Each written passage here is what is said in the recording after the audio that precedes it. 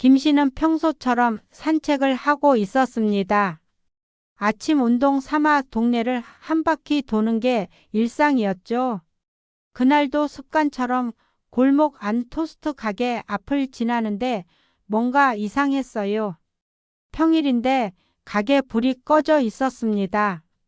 쉬는 날인가 싶었죠. 그런데 다음날 또 보니 여전히 문이 닫혀 있었습니다. 세 번째 날 똑같이 닫혀 있는 걸 본 순간 가슴이 철렁 내려앉았어요.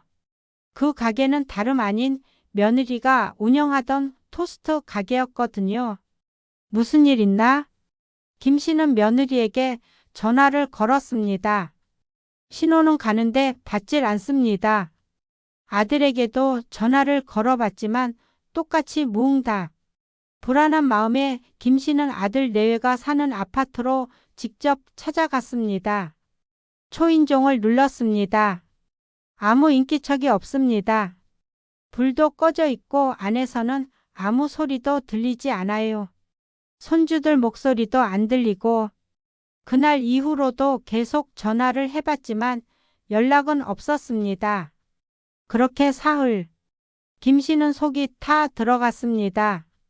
그리고 사흘째 되는 날, 마침내 며느리에게서 전화가 왔습니다. 무슨 일 있었어? 김 씨가 묻자 며느리는 말없이 울기만 했습니다. 어디야 지금? 지방이에요. 친정이에요. 애들 데리고 왔어요.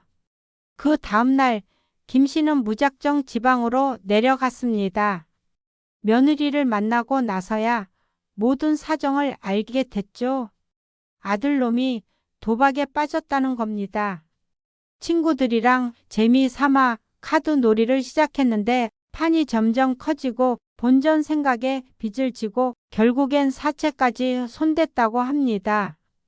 김 씨가 대출 없이 사줬던 아파트는 이미 압류가 들어갔고 며느리 가게 차리라고 사준 상가도 사채업자에게 넘어갈 위기였답니다. 며느리는 떨리는 목소리로 말했습니다.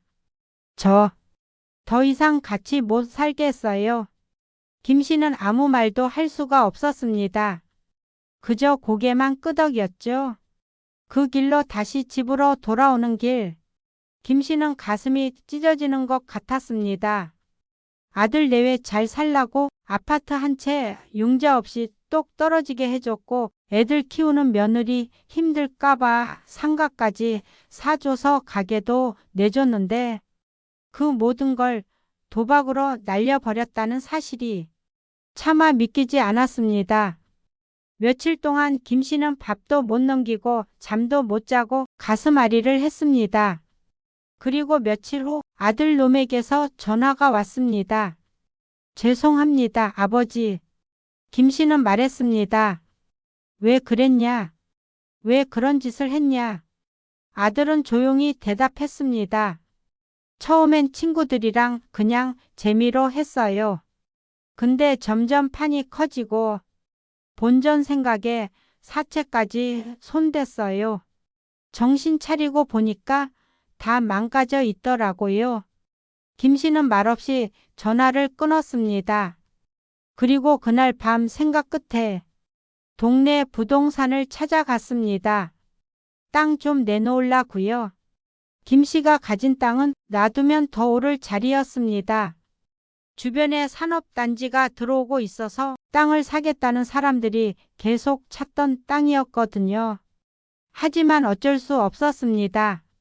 아들놈 잘못도 크지만 그 피해를 고스란히 떠안은 며느리와 손주들을 그대로 둘 수는 없었습니다. 김 씨는 결국 땅을 팔았습니다.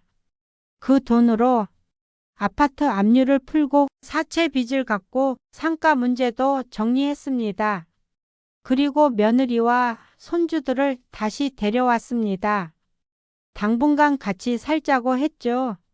그날 가족 모두가 다시 김 씨의 집에 모였습니다. 비록 웃음소리는 없었지만 조용히 밥을 먹고 조용히 잠자리에 들었습니다. 김 씨는 그날 밤 자신이 살아온 지난 세월을 떠올렸습니다. 그 시절 시골 깡촌에서 소작농으로 살던 두 부부. 애들 둘을 데리고 입에 풀칠도 어렵던 시절. 그러다 지인의 소개로 경기도에 있는 공장에 들어가게 됐습니다. 돈이 없으니 공장 근처 시내에는 살 수 없었고 자전거로 30분 걸리는 시골 마을에 새 들어 살았습니다. 평일엔 공장 다니고 퇴근 후와 휴일엔 농사. 아내도 묵묵히 도와줬고 김씨 자신도 온몸이 부서져라 일했습니다. 그렇게 몇 년을 버티고 나니까 허름하긴 해도 집 한 채를 마련할 수 있었고 조금씩 땅도 살 수 있었습니다. 내 땅이 생기자 희망이 생겼고 공장 일과 농사를 병행하면서 조금씩 땅을 늘려갔습니다. 그렇게 60대가 되던 해 김 씨는 마을에서 땅 좀 가진 사람으로 불리게 됐습니다. 그 긴 세월 동안 힘들고 서러웠지만 그래도 버틸 수 있었던 건 오로지 자식 잘 되게 하겠다는 마음 하나였는데 그 자식이 그런 짓을 하다니 서러웠습니다. 참 많이 서러웠습니다. 하지만 그래도 가족이었습니다. 그 후 아들은 정신을 차렸습니다. 며칠 동안 무릎 꿇고 울고 매일같이 용서를 빌며 말했습니다. 이제는 달라질게요, 아버지. 정말이에요. 다시는 그런 짓 안 해요. 김 씨는 묵묵히 고개를 끄덕였습니다. 두 번은 없다. 딱 그 한마디만 했습니다. 지금은 아들이 인근 지역의 중소기업에 계약직으로 취직해서 월급 꼬박꼬박 받아옵니다. 며느리는 다시 아이들과 웃으며 지냈고 토스트 가게는 접었지만 새로 동네 작은 학원에서 알바를 시작했습니다. 손주들은 할아버지 집 마당에서 고무줄 놀이도 하고 할머니한테 떡볶이 해달라고 조르기도 하고 그렇게 조용하지만 다시 평범한 일상이 찾아왔습니다. 김 씨는 말합니다.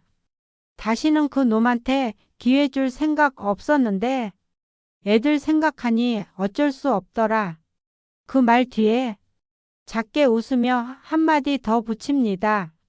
그래도 사람이란 게 한 번은 넘어질 수 있어도 두 번은 넘어지면 안 되는 거지. 그렇게 김 씨의 긴 하루는 다시 평범한 일상으로 돌아오고 있었습니다.